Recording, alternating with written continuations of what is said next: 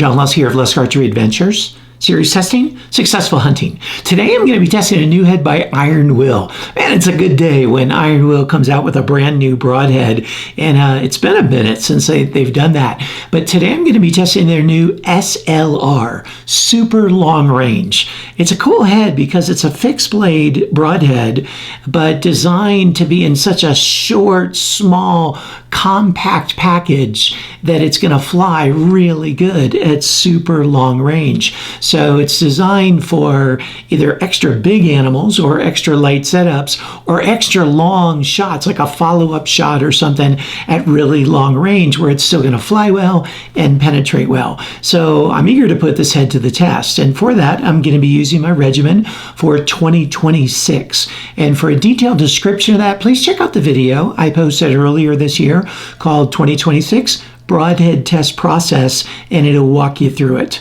I'm going to be using, for most of the shooting, my Elite Eon Compound bow set at 62 pounds and 26.5 inch draw. And for arrows, I'm going to be using a combination of day 6 arrows. I've been using those and experimenting with those, and man, they've been doing really well, especially into the cinder block, as well as I'm going to be using the Bishop arrows that I've been using forever. And I'm also going to be using my Ravin LR crossbow, testing the flight at 450 feet per second. Over the years, I've been so impressed with Iron Will broadheads, both as they've tested well in the lab and as I've used them on multiple hunts, that I reached out to them actually for a long time and asked them for a discount code. And finally, they did recently. So if you use Lusk Free Ship, all caps, all one word, no spaces, you can get free shipping on any order on their website. And hey, they're not cheap, so every little bit helps. Okay, let's zoom on in here, go through some of the design features and specifications, and then put this head to the test. Here's a good look at the SLR, and man, this is just a cool looking broadhead. Now, you might notice first a similar aerodynamic geometry that you see with some other broadheads, like a Shuttle T kind of has that, like a Helix has that, like a Cayuga Gen 2 Pilot Cut, and there's many others.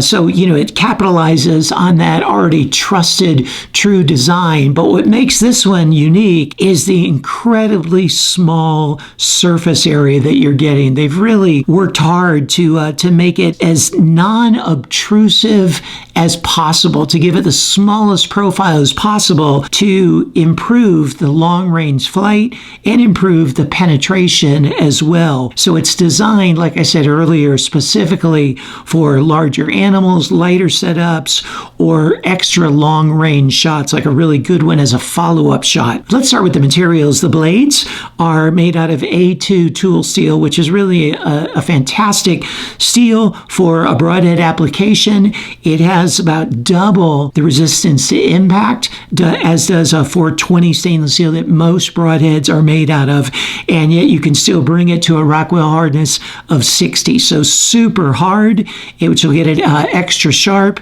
and then also tough to aid in edge retention and to resist chattering and chipping and so forth, even at that extra hardness. The ferrule of this is now made out of a 17-4 pH stainless steel.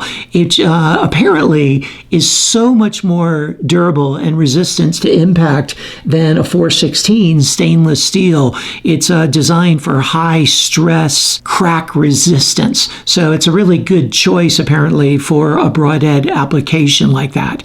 Now the dimensions. So the overall dimensions, the cutting diameter this way is 1 1/32 inch, so a pretty small cut. And then this way with that bleeder is 3/4 of an inch. And they found that they can make the bleeder extra wide like that, 3/4 of an inch, which is all their bleeders are extra wide like that. And it doesn't affect the flight because it's in the same plane as the main blade of the broadhead itself. So you're still getting a decent overall total cut in a very small package. The length of the broadhead comes out by my measurements to like about an inch, which is really nice. I mean, again, just a super small package. And again, they've worked really hard to have very minimal blade exposed beyond the ferrule. So that's going to aid in durability, that so much of the blade is protected protected by the ferrule itself, but then it's also going to aid in flight because there's just minimal surface area. Now at the tip, you notice it has this tanto tip for extra durability as well. The blades are 0.062 inches thick for both the main blade as well as for the bleeder to give them extra durability also, and to also open up a nice wound channel. So really cool design here. Love so much about it. Eager to put it to the test and see how it performs.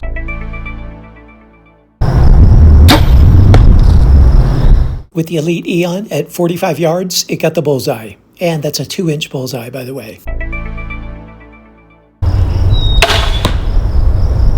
And with the Ravin at 450 feet per second at 45 yards, it got the 10 ring. The flight noise is rated as a 9 on a 10-point scale, whereas a field point gets a 10 on a 10-point scale. It took 184 grams of force to cut through the wire, which is a 10 on a 10-point scale, plus a proportional bonus of 0.16 for being under the threshold of 200. It penetrated 8.5 inches. It took an additional 57 grams of force to cut through the wire, which is an 8.86 on a 10-point scale. It penetrated through 69 layers, which is a 9.86 on a 10-point scale. The head's in excellent shape after the 3 shots through the MDF.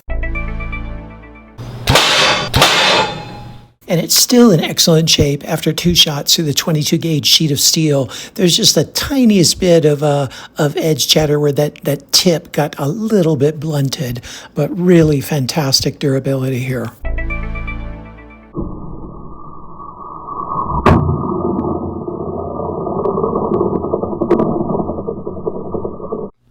Here's a good look at it after all the durability testing. It held up really well through the MDF. It held up perfectly through the steel plate. Got a little tiny bit of blunting on that tip, and then into the cinder block. It just did really well. Actually, you can't see the blunting from the steel plate because it blunted it just a little bit more, and you see just a tiny bit of a chatter, like a little nick there in the tip. But man, really impressive durability overall. There's a lot to like about this Broadhead, and durability is right up there at the top of the list. And I also just want to give a shout out to the arrows here, these Day 6 arrows. This is, I don't even know how many times I've shot this one into cinder block, but many times already, and they're holding up extremely well. So what'd you think?